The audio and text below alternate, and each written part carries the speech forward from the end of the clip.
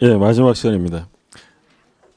평소에 3시간 하다가 이제 4시간 하면 더 체력적으로 좀 힘드실 텐데 이제 연습하셔야 돼요. 특히 처음 하시는 분들은 이렇게 4시간 앉아 있기도 힘들잖아요. 예, 오랜만에 앉아 있는 거니까 앞으로 이제 계속 이렇게 진행이 되니까 적응도 하셔야 되고, 그리고 이제 과목도 이제 좀 더 친숙해지셔야 돼요. 낯설어도 저하고도 좀 친해져야죠. 이제 강사가 꼴보기 싫으면 좀 그렇잖아요. 예. 가끔 처음 보는 분들이 그런 얘기하세요. 사진이랑 다르네요, 그러시더라고요. 부끄러워요. 사진 좀 태우고 싶어. 저 사진 찍고 저기 학원 홈페이지에 올라오니까 친구가 그걸 또 캡처해서 또 문자를 보냈어요. 3글자 썼더라고요. 빵 터짐 이렇게 썼던데. 물론 이제 바탕이 있으면 잘 나올 텐데, 우리 이제 공시법 배세훈 선생님은 바탕이 있으니까 사진도 멋진데. 제가 배세훈 선생님이라고 말씀드리니까 저번에 배선 선생님이라니까 배문환 선생님 이렇게 오해를 하셔서. 예. 농담이에요. 예. 자, 우리가 지금 효력 요건을 보는데 첫 번째 능력이 있어야 한다고 했고요. 두 번째 뭐였냐면 확가 적사, 이 4가지를 갖춰야 한다고 했죠.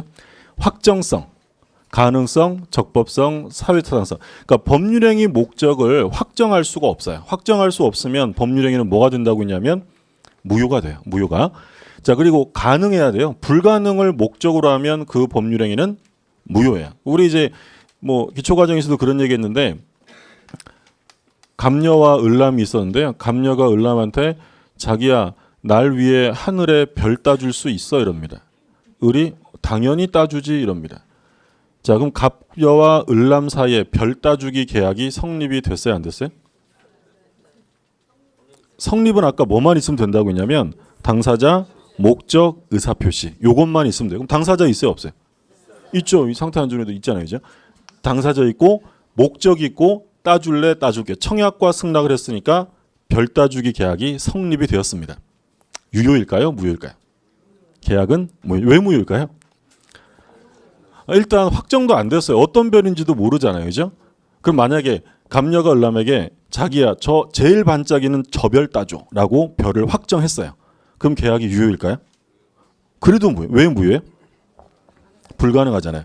그래서 확정할 수 있어도 불가능하면 무효야. 근데 확정할 수도 있고 그것이 이행되는 게 가능하기도 한데 법률이 명문으로 이건 못해라고 규정을 해놓은 거야. 그럼 그거 하면 무효가 되겠죠. 예를 들어서 뭐 대마초를 팔기로 했어요. 그럼 대마초가 확정되고 대마초에 대한 매매 계약이니까 매매가 불가능한 것도 아니에요. 근데 대마관리법에서 대마는 판매가 아니라 소지까지 금지되어 있잖아요. 그럼 법률이 하지 말라고 명문으로 규정을 해놓은 거예요. 그거 위반되면 뭐예요? 무효가 돼요. 근데 이제 문제는 확정도 하고 확정도 될 수 있고 가능도 하고 법률에서 하지 말라고 명문으로 규정도 안 해놨어요. 그런데 법이 명문으로 정하진 않았지만 그 짓은 사회적으로 용인해서는 안 되겠어요. 그럼 마지막으로 걸러내는 게 바로 뭐예요? 사회적 타당성이에요. 그럼 이 사회적 타당성이라는 건 법조문 자체가 매우 구체적일까요? 추상적일까요? 매우 추상적으로 묶어둬요. 대표적으로 첩계약이에요. 첩계약. 많이 볼 텐데. 자, 첩계약은 무효이다 이런 규정이 있을까요, 없을까요? 그런 규정은 없어요. 그런 적법성에 대한 법률 규정은 따로 없지만 사회 질서로 본다면 이런 건 허용해서는 안 된다는 거예요. 그럼 여기서 이제 무효화시키는 거예요. 자, 그럼 103조를 보세요. 어떻게 구성되어 있나 조문이. 제103조 선량한 풍속, 기타 사회 질서에 위반한 사항을 내용으로 하는 법률행위는 무효로 한다. 자, 보시는 것처럼 구체적으로 나열한 게 아니고요. 뭐라고 규정이 되어 있냐면 선량한 풍속, 기타 사회 질서에 반하면 무효다. 그러니까 반사회적 행위, 선량한 풍속이나 기타 사회 질서에 반하면 무효다. 보신 것처럼 이런 규정은 매우 추상적으로 되어 있어요. 그래서 이런 규정을 일반 규정이다라고 말하기도 해요. 그리고 제왕적 규정이다라고 말하기도 해요. 너무 추상적이니까 제왕적이다. 짱이라는 거죠. 걸면 걸릴 수 있다는 거야. 그거 반사회적이네 라고 걸면 걸릴 수 있기 때문에 이런 것을 제왕적인 규정이라는 말을 쓰고요. 근데 이렇게 추상적으로 규정을 할 수 있는 건 이건 민법이기 때문에 그래요. 만약에 형법에서 이런 규정을 두면 될까 안 될까요? 안 되죠. 사람의 인신을 가두고 이런 건데, 예전에 그 독일의 나치 시대에 어떠한 법조문이 있었냐면 국민의 건전한 법정신에 위반하면 처벌한다. 이런 규정이 있었어요. 엄청 무서운 규정이죠. 국민의 건전한 법정신이라는 게 어떤 건지 알 수 없어요. 그러면 집권자의 마음에 따라서 어라 불건전 잡아갈 수 있는 거잖아요. 그리고 더 무서운 건 어떻게 한대요? 처벌한대요. 어떻게가 없어요. 1년 이하의 징역, 형의 상한을 정하지 않았어요. 그러면 기분 나쁠 때 걸리면 노상방뇨해도 어떻게 될 수 있어요? 죽는 수가 있는 거예요. 그게 그런 규정. 근데 이거는 그런 사람의 인신을 가두고 이런 게 아니니까 부득이하게 입법 기술상 이렇게 추상적인 규정을 둬요. 근데 우리 일반인들이 볼 때는 이게 추상적이어서 그럼 도대체 어떤 게 만사회적으로 무효가 되느냐라는 의문이 생길 수 있기 때문에 우리 학자들이 또는 판례가 유형화를 시켜요. 그래서 윤리질서에 반하면 무효다. 또는 뭐 개인의 자유를 심하게 제한하면 무효다. 뭐 생존의 기초를 처분하면 무효다. 이렇게 각각 5가지 정도로 구별을 하는 게 통설의 입장인데 42쪽에 보세요. 42쪽에 사회질서 위반인 법률행위 모습 1번에 윤리질서 위반이에요. 윤리질서. 가장 대표적인 윤리질서 위반이 첩계약입니다. 첩계약을 체결하면 그건 반사회적 행위로 무효예요. 근데 아내가 괜찮다고 동의를 해주면 유효일까요? 그래도 무효일까요? 이건 아내가 동의해줄 성질의 것이 아니에요. 이건 개인적인 법익의 문제가 아니라 사회질서예요. 그래서 처의 동의가 있든 없든 무효다. 마지막만 주의하세요. 다만 첩관계를 그만두는 것을 조건으로 금전을 지급하는 계약, 양육비 지급 약정 이런 건 무효가 아닙니다. 첩관계를 단절하면서 생활비나 양육비, 전별금을 주기로 약정했다면 그건 유효하다라는 거죠. 기억 받으시고 니은 보면 자녀가 부모를 상대로 불법행위 손해배상을 청구하는 행위. 자녀가 부모님한테 불법행위 손해배상 청구한다. 이건 우리 뭐 관념상 사회질서상 인정해 줄 수 없다는 거죠. 아빠가 좀 잘 되라고 아들 회초리로 좀 때렸어요. 아들이 오 아버지 돈 많이 버시나 봐 이러면서 바로 소장을 작성해서 손해배상을 청구한다. 사회질서상 허용해서는 안 된다는 거죠. 그런 얘기고. 그 다음 2번에 정의관념에 반하는 행위예요. 정의관념에 반하는 건 대체로 범죄 관련이에요. 자, 밀수입을 위해서 소비대차. 자, 소비대차는 시험 범위는 아닌데요. 소비대차 계약이라는 건 빌리는 계약이에요. 빌려 쓰는 계약. 뭐 돈 빌려 쓰면 금전 소비대차라고 하겠죠. 빌려서 소비하는 계약이고. 또 니은에 보면 경매나 입찰에서 부정 담합행위. 이건 다 반사회적입니다. 디귿에 보면 범죄 포기를 대가로 금전을 주는 계약. 그 사람을 때리지 않으면 얼마 줄게. 이런 것들은 정의관념 위반이에요. 자, 리을 확인해 두세요. 리을. 증인이 증언의 대가로 승소시에 소송가에게 상당액을 받기로 한 계약. 정의관념에 반해서 무효다. 그러니까 이런 사건이에요. 갑이 있는데 법원에 소송이 제기가 됐는데 을이 유력한 증인이에요. 갑이 을에게 증언 좀 해달라고 부탁을 했더니 을이 난 싫어. 난 법원 같은데 안 가 이럽니다. 그래서 갑이 뭐라고 제안을 했냐면 네가 증언을 해서 내가 이기면 소송가에게 절반 상당액을 떼어주겠다라고 합니다. 그러자 을이 그래 그럼 가보지라고 증언을 했고 을의 증언 덕분에 갑이 승소한 거예요. 그러자 을이 갑에게 약속대로 절반을 떼달라고 하고요. 갑은 못 주겠다라고 다툼이 벌어진 사건이에요. 자, 이 사건에서 우리 법원은 절반을 주라는 거예요? 주지 말라는 거예요?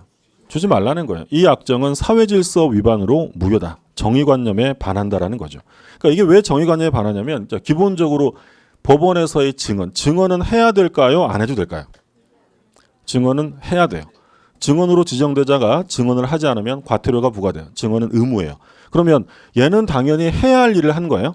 그럼 해야 할 일을 했다면 당연히 그만큼만 받아야지 더 받아가면 정의관념 위반이에요. 그러니까 우리 판례는 어디까지 받아갈 수 있다고 했냐면 법원에 왔다 갔다 하면서 여비 썼죠. 여비.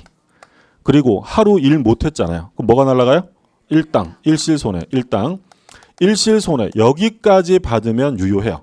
근데 요거를 초과해서 받으면 이건 반사회적 행위로 무효다라는 게 판례예요. 어떤 의미인지 아셨죠?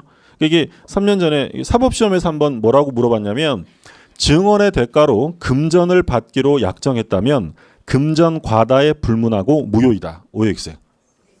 틀려요. 금전이 적정 범위 내에서 통념상 용인할 수 있을 정도까지는 가능하고 이걸 초과하게 되면 사회질서에 반해서 무효다라는 거예요. 증언 판례는 좀 기억을 해두셔야 될 판례예요.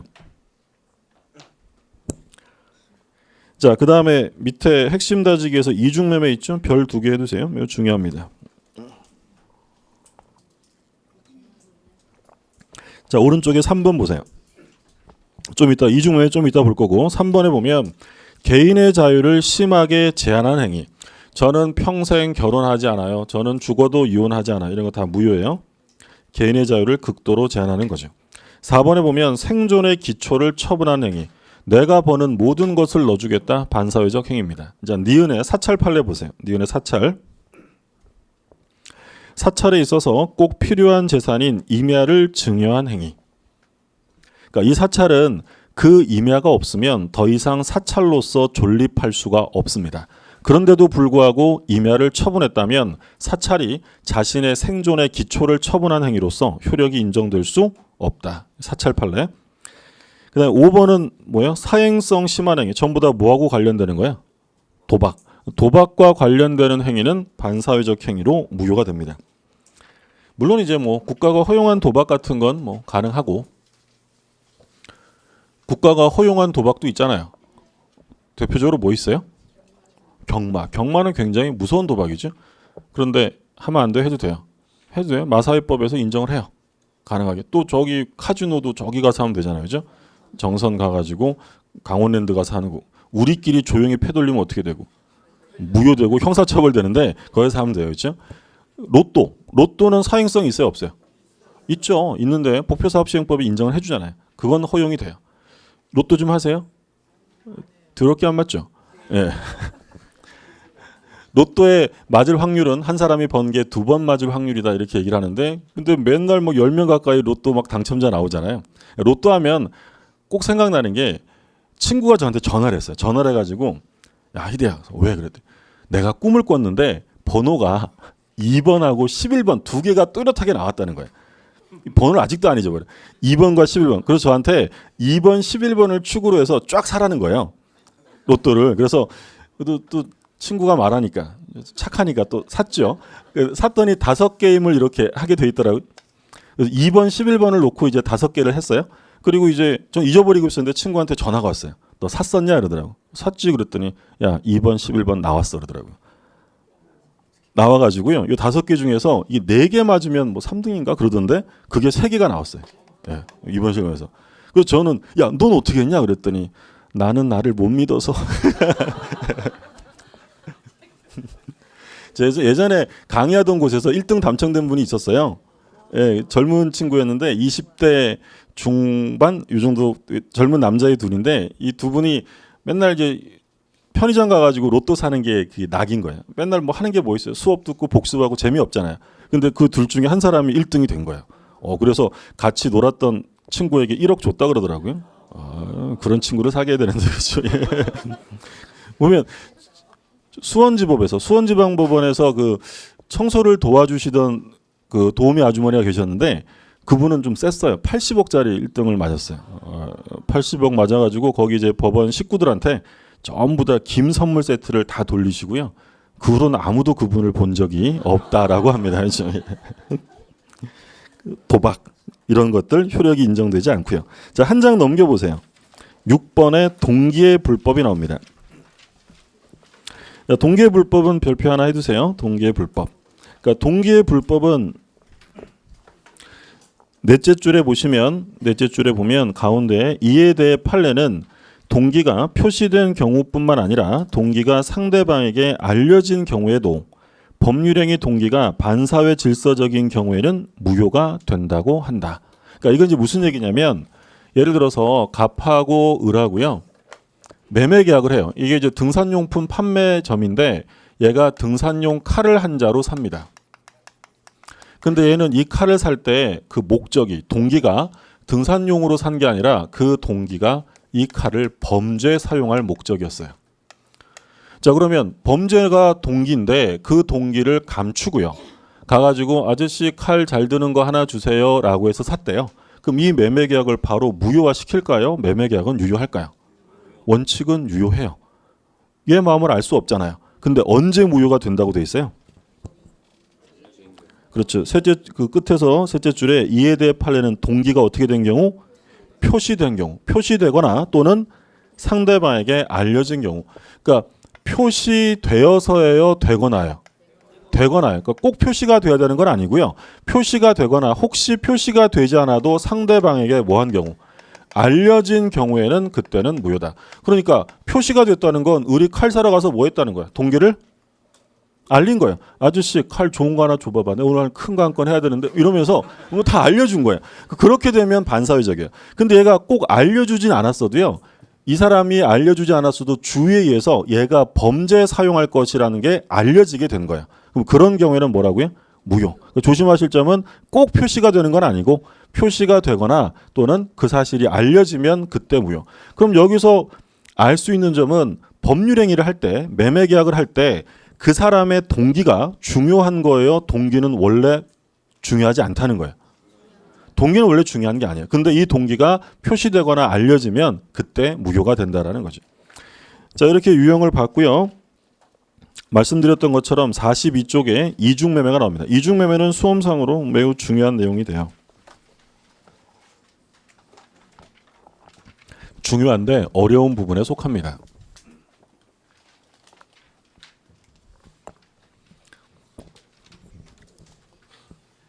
갑이 어디냐면 42쪽이요. 42쪽에 박스 핵심 다지기 있잖아요. 예, 거기에요. 갑이 을하고 부동산의 매매 계약을 합니다. 그럼 얘가 이제 제1 매수인인데 매매 계약을 체결해서 이제 이 매수인은 매도인에게 등기 서류 주세요라는 등기 청구권이 발생이 돼요. 등기 청구권이란 등기 권리자가 등기 의무자에게 등기 절차에 협조할 것을 요구하는 게 등기 청구권이야. 그 흔히 말하면 매수인이 매도인에게 등기 서류 달라. 이게 등기 청구권이죠. 물권이라는 거예요, 채권이라는 거예요. 사람에게 얘한테 달라고 하는 거잖아요. 요건 채권이에요. 그런데 이 갑이라는 사람이 병이라는 사람이 가격을 좀 더 쳐준다고 하니까 얘한테 또 팔았어요.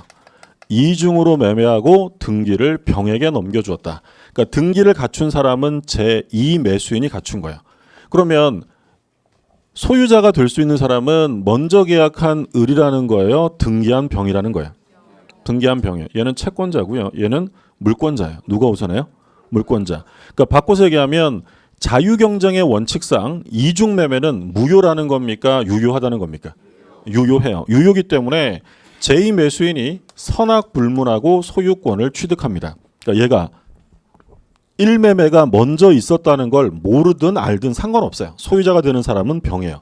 그러면 이제 을은 소유권을 갑한테서 받아올 수가 없죠. 채무불행이죠. 이행불능이 된 거예요. 그러니까 이게 등기가 얘한테 넘어가면 단순히 이행이 늦어진 거예요, 넘겨주는 게 불가능해진 거예요. 불가능해져요. 그럼 얘는 이제 즉시 계약을 해지하면 돼요. 그럼 이 경우에 해지하고 뭘 받아야 될까요?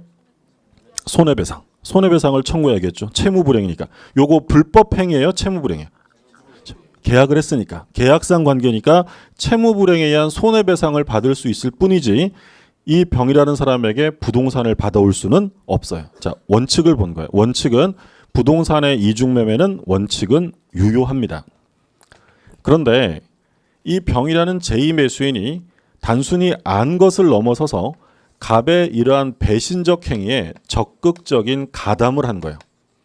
가담했다, 권유했다, 유혹했다 이런 말이 나와요. 그러니까 이 병이 갑한테 뭐라고 하냐면 걱정 마라, 나한테 팔아라, 내가 민형사상의 책임 져줄 수 있다, 걱정 마라 라고 꼬드겼다는 거예요. 그러면 적극 가담했다면 우리 사회질서상 이거는 허용해서는 안 된다라고 해서 우리 판례가 이건 반사회적 행위로 무효가 된다라는 게 판례예요. 결론은 뭐예요? 이중매매는 어떤 말만 안 나오면 되는 거예요. 적극가담이라는 말만 안 나오면 이중매매는 유효한 거예요. 근데 적극가담했다는 말이 나오면 그건 반사회적 무효가 됩니다. 여기까지 드셨죠? 그리고 부동산의 이중매매를 논의하는 것은 갑이 계약금만 받은 상태에서는 이중매매 자체를 논의하지도 않아요. 왜냐하면 계약금을 받았는데 갑이 이 계약이 싫어졌어요. 그럼 어떻게 하면 돼요? 2배 주고 해지하면 되잖아요. 그러니까 이건 나중에 계약법에 가면 또 공부하겠지만 계약금은 해약금이니까 계약금을 준 사람이 하기 싫으면 계약금 포기하면 되고요. 받은 사람이 하기 싫으면 2배 주면 돼요. 위법한 거요, 인정하는 거예요, 법이. 인정하는 거예요. 그러니까 계약금만 받은 상태에서는 아무 문제가 없는데 얘가 중도금, 잔금까지 받은 상태에서 이런 행위를 했을 때 문제되는 게 이중매매예요. 그러면 이때 원칙은 유효인데 적극 가담하면 무효예요. 그럼 이게 무효 등기가 되면 누가 소유권을 이제 가져올 수 있는 거예요? 을이 가져올 수 있죠. 그럼 을이 가져오려면 지금 등기부상 소유권이 갑에서 병으로 이전 등기가 돼 있잖아요. 그럼 현재 등기부상 소유자는 누구예요? 병. 근데 이게 유효 등기예요, 무효 등기예요? 이게 무효 등기예요. 계약이 무효가 됐으니 실체관계에 부합하지 않잖아요. 그러면 얘가 받아오려면 이 등기부터 없애버려야 돼요. 무효 등기니까. 이 등기 어떻게 된다고요? 말소하는 거예요. 우리 처음 공부하시는 분들 무효 등기를 제거하는 것을 등기를 말소한다라고 해요. 나중에 등기법 가서 공부하시고요. 그러면 여기서 이제 수험상으로 제일 중요한 건 뭐냐면 을이 병의 등기의 말소를 구할 때 직접 말소를 구할 수 있는지 아니면 갑을 대위에서 말소를 시켜야 하는지 이게 수험상으로 가장 중요한 부분이에요. 자, 우리 판례는 어떻게 한다고 하냐면 대위 말소해야지 직접 말소를 구할 수 없다. 그러면 을이 병에게 등기를 직접 말소를 구할 수 없는 이유는 뭐 때문이냐면 등기 청구권의 성질 때문이에요. 자, 채권이면 아무한테나 주장해요. 자기 상대방에게만 해야 돼요. 상대방. 그 을의 상대방은 누구예요? 갑이에요. 만약에 을이 소유자였어요. 얘가 소유자면 대위할까요? 직접 말소하면 돼요. 즉 소유권, 물권이라는 건 상대적이에요, 절대적이에요. 물권은 누구한테나 주장하기 때문에 직접 하면 되는데 얘는 채권자이기 때문에 자기 상대방을 대신해서만 말소를 구할 수 있다. 어떤 의미가 되셨죠? 그게 채권자 대위권이라는 개념이에요. 우리 민법 404조에 규정되어 있는데 시험 범위가 아닙니다. 시험 범위가 아니기 때문에 구체적인 요건은 알 필요 없어요. 근데 용어는 당연히 아셔야 돼요. 시험에 계속 나오니까. 그러니까 이건 어떤 의미냐면 이런 거예요. 갑이 을에게 채권이 있어요. 채권. 1억 원의 채권. 근데 을은 다른 재산이 없어요. 다른 재산이 없는데 을이 병에게 1억 원의 채권이 있대요. 그러면 을은 갑한테 돈 갚으려면 어떻게 하면 돼요? 얘한테 돈 받아서 갚으면 되죠. 근데 그렇잖아요. 어차피 받아와 봐야 얘 주고 나면 빈털털이잖아요. 안 해요, 얘가. 그러니까 갑이 병을 직접 찾아가서 아저씨 1억 저 주세요 하면 줄까요, 안 줄까요? 너 누구세요? 이럴 거 아니에요. 그죠? 이거 채권이니까 아무한테나 주장해요. 상대방에게만 해야 돼. 상대방. 그럼 이런 경우에 갑은 직접 주장할 수는 없고 자기 채무자 을을 어떻게 한다는 거예요? 대위에서 대신 주장하는 거예요. 너 빨리 을한테 갚아라고 을의 이름으로 청구할 수 있다는 거죠. 그게 채권자 뭐라고요? 대위권. 대위권이라는 건 대신 위치하여 권리를 행사한다라는 게 채권자 대위권이에요. 그럼 채권자 대위권이라는 말이 나올 수밖에 없는 건 채권이 절대성이 있는 게 아니라 어떤 성질 때문에? 상대성 때문에 어쩔 수 없이 자기 상대방을 대신해야 한다는 거예요. 직접 말소가 아니라 대위 말소. 두 번째. 자, 을은 등기 청구권이라는 채권이 있는데 얘네들의 이중 매매는 나의 채권을 침해하는 것이다라고 하면서 채권자 취소권을 행사할 수 있느냐. 자, 여기도 생소한 용어가 나왔죠. 두 번째입니다. 채권자 취소권이 나왔어요. 우리 민법 제406조에 규정되어 있고 역시 시험 범위가 아니기 때문에 개념만 이해하시면 돼요. 자, 채권자 취소권은 뭐냐면 갑이 예를 들어서 을에게 1억 원의 채권이 있어요. 근데 을은 1억 정도 하는 부동산 딱 요것만 재산이에요. 그러면 돈 빌렸으니까 을은 이 부동산으로 돈을 갚아야 되겠죠? 근데 을이 갑에게 돈 갚기가 싫어요. 갑이랑 대판 싸웠어요. 그러니까 가만히 을이 생각해 봤더니 어차피 1억짜리 부동산 이거로 돈 갚으면 나는 빈털터리가 된다. 근데 얄미운 갑에게 돈을 갚느니 차라리 내 친구 도와주는 게 낫겠다. 병에게 증여를 해버립니다. 등기가 넘어가요. 그러니까 가짜로 준다는 거예요? 진짜 주는 거예요? 진짜 주는 거예요. 어차피 그지 될 거 내 친구 좋은 일이나 시키겠다는 거죠. 근데 요 증여라는 것은 갑의 채권을 침해하는 행위가 되겠죠.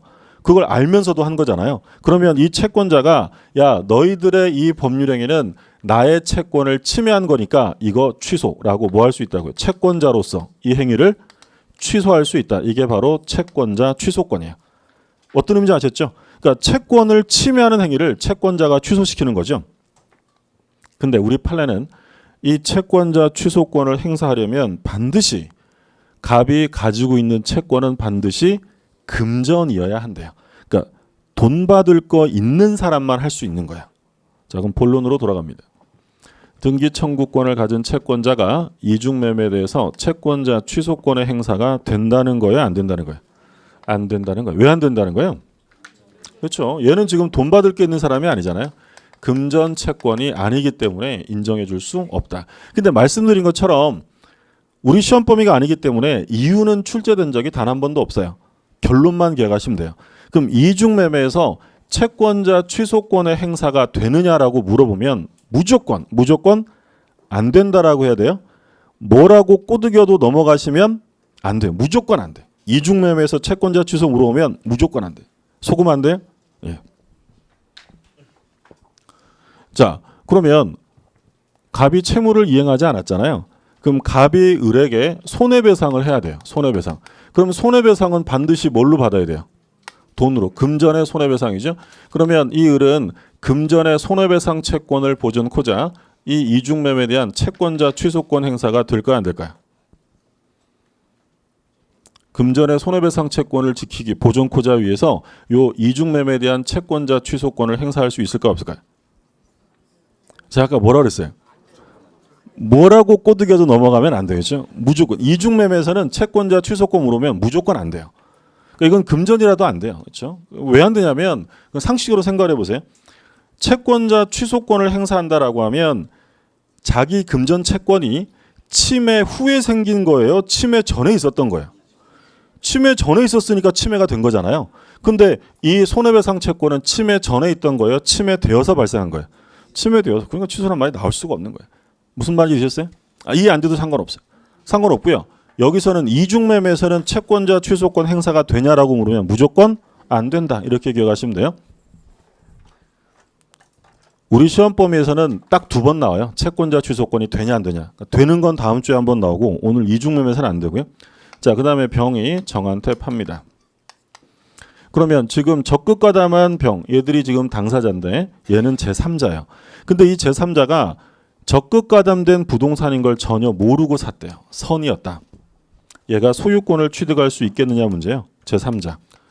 다른 말로 하면 반사회적 무효는 상대적 무효일까요? 절대적 무효일까요? 절대적이겠죠. 그럼 얘가 제3자가 선이라 하더라도 권리를 취득할 수 없어요. 그러니까 이게 시험 지문으로 제일 많이 나온 지문. 제3자는 보호될 수 없다라는 거죠. 정리되셨어요? 예, 그래서 결론은 뭐예요? 이중매매는 원칙은 유효인데 어떤 말이 나오면 반사회적 무효? 적극가담. 그럼 적극가담하면 반사회적 무효니까 등기 말소시켜야죠. 직접 말소에 대의 말소에. 대의에서 말소해야 되고요. 그리고 채권자 취소권을 행사할 수는 없어요. 그리고 절대적 무효이기 때문에 제3자가 선이라 하더라도 보호되지 않는다까지 정리하시면 됩니다. 자, 그 다음에 46쪽에요. 46쪽에 문제가 하나 있는데 지금 문제를 풀 건 아니에요. 아직 뒷부분을 공부 안 했기 때문에. 근데 하나 오타가 있어서 좀 바로 잡으려고 말씀을 드리는데 그 46쪽에 기출 파헤치기 찾으셨어요? 올해 기출 문제인데 거기 3번 지문에 보면 병이 갑의 을에 대한 배임행위에 적극가담한 경우 그럼 반사회적 무효죠? 그럼 을은 병을 상대로 직접 등기에 말소를 청구할 수 있다. OX예요. 어떻게 하라고 했어요? 대위한다고 했죠. 근데 실제 지문은 있다가 아니라 없다로 옳은 지문이었어요. 없다로 수정해 주세요. 없다. 무슨 말인지 아셨어요? 자, 다시 말씀드릴게요. 3번에 틀린 것은 정답이 5번인데 지금 상태면 답이 2개예요. 3번 지문을 뭐로 해야지 옳은 지문이냐면 마지막에 말소를 직접 청구할 수 없다로 고치셔야 돼요. 없다. 3번에 맨 마지막에 있다를 없다로 바꾸셔야 정답이 하나만 돼요. 그러니까 이건 뒷부분에 가서 좀 공부할 거 공부하고 다시 한번 풀어볼 거예요. 자, 그럼 돌아오셔서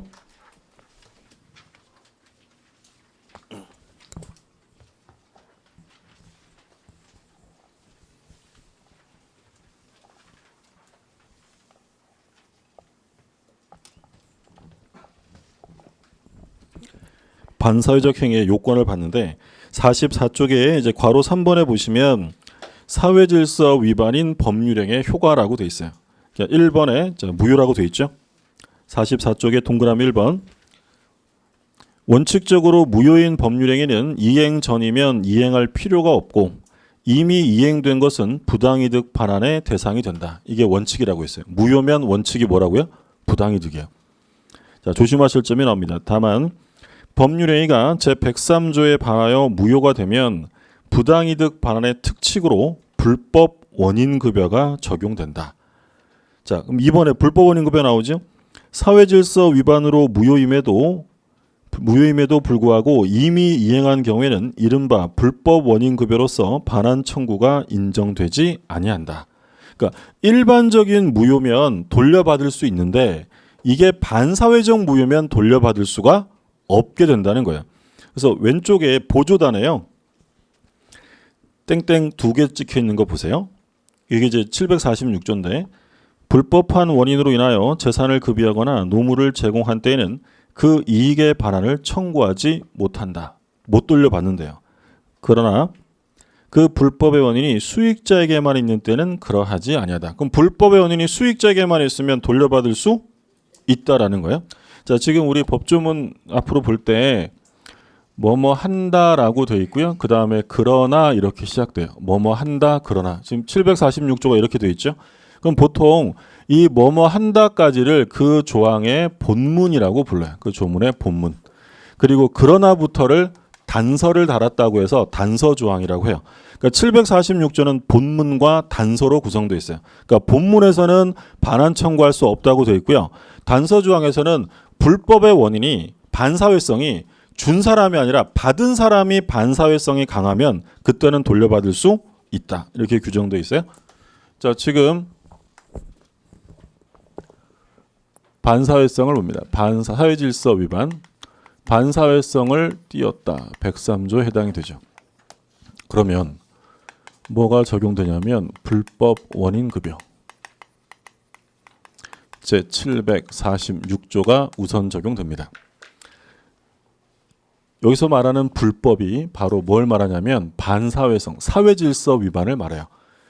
그러면 이 불법 원인급여는 언제만 적용되는 거냐면 사회질서 위반일 때만 적용돼요. 만약에 일반 강행규정에 위반이 되었어요. 그러면 반사회적 행위에 해당되는 게 아니라 일반 강행규정 위반이면 불법 원인급여가 적용된다는 거야, 안 된다는 거야? 안 된다는 거. 그러면 일반적인 강행규정 위반되면 부당이득 반환 청구할 수 있어요, 없어요? 언제만 못한다고? 반사회적. 그럼 이 경우에는 불법 원인급여가 적용 안 되니까 반환 청구할 수 있다라는 거예요. 그래서 여기서 강행규정 위반은 안 들어가고 오로지 언제만? 오로지 사회질서 위반일 때. 그래서 우리 판례는 뭐라고 하냐면 불법 원인급여의 불법과 사회질서 위반은 동의어다라고 말하고요. 103조와 746조는 동전의 양면이다라고 해요. 그러니까 다른 때는 적용 안 돼요. 사회질서 위반일 때만 돌려받을 수 없다. 그래서 우리 민법 체계가 741조에서 부당이득의 원칙을 정해요. 법률상 원인 없이 취득했으면 돌려받을 수 있어 라고 정했는데 몇 개 조문 가다가 746조에 가면 무효라 하더라도 반사회적 무효면 돌려받을 수 없다라고 정한 거예요. 그래서 반사회적 무효의 경우에는 반환 청구가 인정되지 않습니다. 예를 들어서 보죠. 갑이 을하고 계약을 합니다. 계약. 자, 계약을 해서 갑이 을에게 부동산을 넘겨줬습니다. 그런데 이 계약이 무효가 되었다. 자, 계약이 무효면 원인 없이 취득한 거죠. 그럼 갑은 을에게 뭘 청구할 수 있다고요? 부당이득 반환을 청구합니다. 부당이득 반환을 청구할 수 있다. 이게 원칙이에요. 그런데 갑이 을하고 했던 계약이 일반 계약이 아니라 첩계약이었어요. 첩계약의 대가로 부동산을 하나 제공한 거야. 그럼 이건 일반 무효가 아니라 반사회적 무효예요. 갑이 을에게 돌려달라고 할 수 있어요, 없어요? 돌려달라고 할 수 없다. 뭐가 적용되기 때문에? 불법은 746조가 적용되어서 반환 청구할 수 없다. 소위 이제 학자들이 말하기를 746조의 입법 취지, 얘는 왜 만들었냐면 법은 불법에 조력하지 않는다. 법은 반사회적 행위를 저지른 사람을 도와줄 수가 없다는 거예요. 근데 뭐 고상하게 말하면 그런 거고요. 쉽게 말하면 뭐야? 얘 응징하려고 만든 거야. 야, 너 왜 반사회적 행위를 저질렀어? 그러면 무효라도 돌려받을 생각은 하지도 마. 이게 불법 원인급여. 그럼 누가 소유자가 돼요? 소유권은 을에게 귀속돼. 을은 뭐 잘한 거 있어요? 없어요. 잘한 거 없어도 이 746조 때문에 반사적으로 소유권이 을에게 귀속돼요. 그러니까 을이 반사적 이익을 취하는 거죠. 이해되셨어요? 그럼 만약에 여기서 좀만 더 들어가서 첩계약으로 받은 부동산을 병한테 팔았어요. 제3자가 나오는 거죠. 근데 이 병은 이게 첩계약을 통해서 나왔다는 사실을 알면서 샀대요. 자, 소유권 취득이 될까요, 안 될까요? 소유권 취득할 수 있어요. 취득할 수 있어요. 얘 지금 무권리자에게 샀어요? 권리자에게 샀어요? 권리자. 누가 소유자가 된다고 했냐면 을이 소유자가 된다고 했죠. 그러면 소유자에게 샀기 때문에 얘는 당연히 권리를 취득해요. 아시겠어요? 그러니까 을이 갑이랑 첩계약하고 부동산 줘봐봐봐 이래갖고 등기를 딱 받았어요. 그 전화번호 바꿨어요. 그리고 잘 알아. 거래처야. 팔았어요. 병이 누님 큰 거 하셨네 이러면서 샀어요. 예. 뻔히 알고 샀잖아요. 그래도 누가 소유자가 된다고요? 병이 소유자가 되는 거죠. 그러니까 우리가 이건 앞으로 공부할 때 계속 나올 거예요. 만약에 부동산을 샀는데 권리자에게 샀어요. 권리자에게 사면 뒷사람은 무조건 취득해요. 선의악이 따질 필요가 없어요. 근데 만약에 무권리자에게서 부동산을 샀어요. 권리 취득이 돼야 안 돼요? 안 돼요. 무권리자로부터 권리를 취득할 수는 없다. 이게 원칙이에요. 근데 이제 예외적으로 다음 주에 공부하겠지만 무권리자로부터 권리 취득이 가능하려면 이론상으로 안 되기 때문에 법률이 따로 규정을 해줘야 돼요. 너 보호해줄게 라는 규정이 없는 한 무권리자로부터 권리를 취득할 수는 없다. 자, 그럼 정리할게요. 권리자로부터 부동산을 샀어요. 얘는 선악불문 무조건 취득이에요. 두 번째, 무권리자로부터 부동산을 샀다. 얘는 권리 취득할 수 없어요. 근데 예외적으로 권리 취득이 가능한 경우가 있는데 어디에 나와 있으면? 법률이 규정하면. 그래서 나중에 공부합니다만 107, 108, 109, 110조에서 선의의 제3자를 보호한다. 이런 규정을 두는 때가 있어요. 그럼 그런 규정이 있을 때만 보호가 되는 거예요. 하나 또 보죠. 자, 갑이 을하고 도박하다가요. 돈 쫄딱 다 잃었어요. 그래서 본전 생각나서 도박빚 1억 원을 지고 다시 한 판부터 마저 잃었어요. 자, 그러면 도박과 관련되는 금전 소비대차 계약 자체는 사회질서 위반으로 무효입니다. 그럼 갑은 을에게 변제, 돈 갚아야 돼요? 갚을 필요 없어요? 변제할 필요 없어요. 근데 이 갑이 그런 거 잘 몰라요. 그래서 돈 어렵게 구해서 변제, 갚았습니다. 갚고 쓸쓸히 집에 돌아왔더니 친구가 얘기해 주죠. 야, 그거는 안 갚아도 되는 돈이야. 반사회적 무효라서. 갑이 그 얘기를 듣고 놀라서 뛰어가서 제가 안 갚을 돈을 갚았으니 돌려주세요 라고 반환 청구가 될까요, 안 될까요? 안 돼요. 왜 안 되는 거예요? 불법 원인 급여 때문이에요. 반사회적으로 급부한 건 돌려받을 수 없다는 거예요.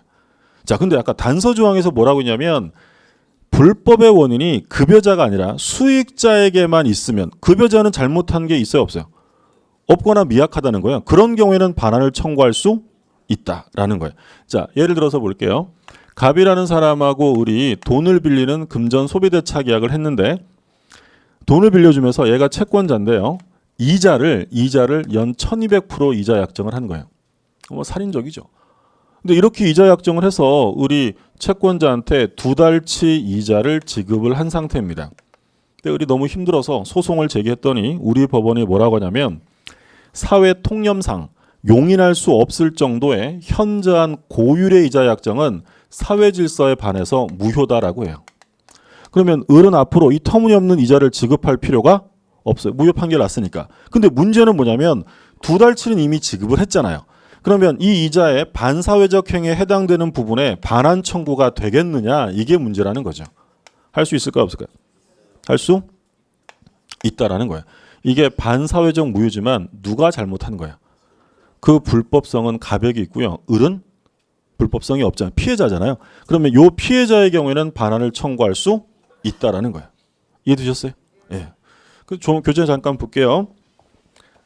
44쪽에 나오는 판례는 나중에 물권법 공부한 다음에 보셔야 되고, 그 45쪽에 니은 보세요. 45쪽에 니은. 수익자의 불법성이 급여자의 불법성보다 현저히 큰 경우에는 급여자는 반환 청구할 수 있다. 그래서 꼭 불법성이요. 수익자에게만 있어야 되는 게 아니라 급여자도 좀 있지만 비교를 하겠다. 불법 비교설이 통설이. 법조문은 뭐라고 돼 있었어요?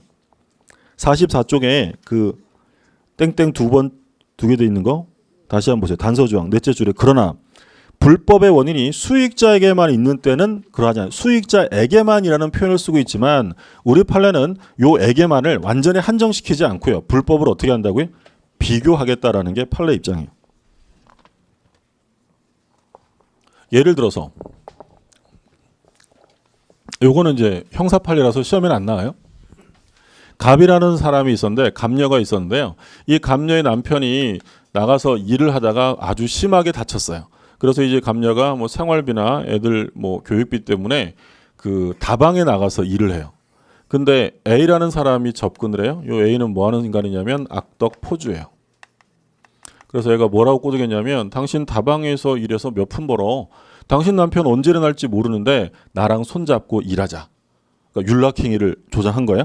그래서 돈 벌면 5대5로 나누자 이렇게 합의를 했습니다. 갑이 이제 생활고에 못 이겨서 얘 말에 따라서 이제 법이 금지하는 윤락행위를 했는데 근데 이름답게 이 50%를 안 주는 거야. 떼먹은 거죠. 그러자 갑녀가 A를 상대로 횡령죄로 고소한 사건이에요.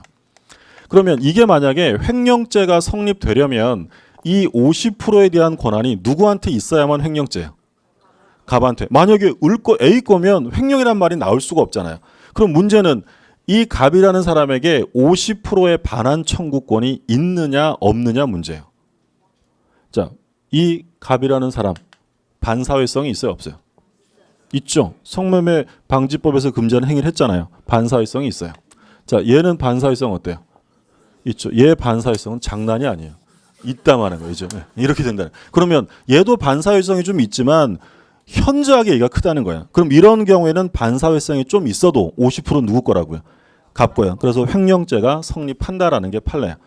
어떤 의미인지 아셨죠? 그래서 불법을 비교해서 지금 보시는 것처럼 이 피해자에게 불법성이 조금 있더라도 그걸 비교해 보겠다라는 게 판례. 자, 그다음에 45쪽에 판례 박스가 있죠. 103조 관련 판례는 적는데 별표 3개 해두세요. 요건 이번 과정에서는 보지는 않을 거고요. 이건 뭐 설명이 특별히 필요한 부분이 아니라 여러 차례 좀 읽어보셔야 될 부분이에요. 그러니까 반사회적 행위 103조는 반드시 한 문제가 나와요. 많이 나오면 2문제. 근데 가장 흔하게 나오는 문제는 뭐냐면 다음 중 사회 질서에 반하는 것으로 볼 수 없는 것은 이렇게 물어요. 그리고 괄호하고 뭐라고 나오냐면 다툼이 있으면 뭐에 따름 판례에 의함 이렇게 나와요. 판례에 의한다는 게 40문제 중에서 보통 34문제 정도가 판례에 따라 출제가 돼요. 그러니까 우리 시험은 뭐 거의 민법 시험은 판례에 따라 출제가 된다라고 생각하시면 돼요. 그러면 여기 쭈룩 적혀 있는 것들이 있잖아요. 요거 가지고 하나 딱 다르게 껴가지고 물어보는 거예요. 그러면 우리 시험은 판례가 많이 나오니까 이 판례 공부를 따로 뭐 엄청 해야겠다 이렇게 생각하실 필요 없어요. 수업 시간에 다 할 거예요. 다 나중에 다 할 거니까. 그러니까 물론 이제 시간상 뭐 보강 같은 거 안 하려면 판례는 그냥 따로 뭐 특강 시간에 하고 이럴 수도 있는데 그래도 정규 시간에 다 보시는 게 좋아요. 좀 다 하면 좀 힘들겠죠. 힘들어도 해야 돼요, 그렇죠? 나중에 시간 내 가지고 뭐 특강 따로 해서 판례만 따로 공부하고 이런 거보다 우리 이제 그런 얘기 하잖아요. 옛날에도 영어 공부할 때 영어 단어는 문맥 속에서 찾아야 한다 이런 말 하잖아요. 오래돼서 기억이 안 나실 수도 있지만 마찬가지예요. 판례도 따로 떼서 공부하는 것보다 그 부분에서 연결해서 공부하시는 게 훨씬 더 오래 가요. 시간이 좀 다소 걸리더라도 판례들을 그래서 우리가 수업 시간에 정규 수업 시간에 공부하는 판례만 공부해도 90점 넘는데 지장 없어요. 더 구해다 볼 필요도 없다는 거예요. 여기 있는 판례만 다 보셔도 돼요. 그래서 요 판례들은 한번 시간 나실 때 한번 읽어보셔도 되고요. 다음 과정에서는 다시 한번 볼 거예요. 자, 여기까지가 반사회적 행위고요. 그 다음에 이제 불공정행위인데 오늘은 여기까지 보도록 합니다. 오늘 첫 시간이라서 좀 많이 좀 어려우셨죠? 예, 다음 시간 더 어려울 거예요. 예. 민법은 쉽다 생각하시면 안 돼요. 그러니까 어려워도 좀 힘내셔서 같이 잘 해보도록 하죠. 예, 오늘 고생 많으셨습니다.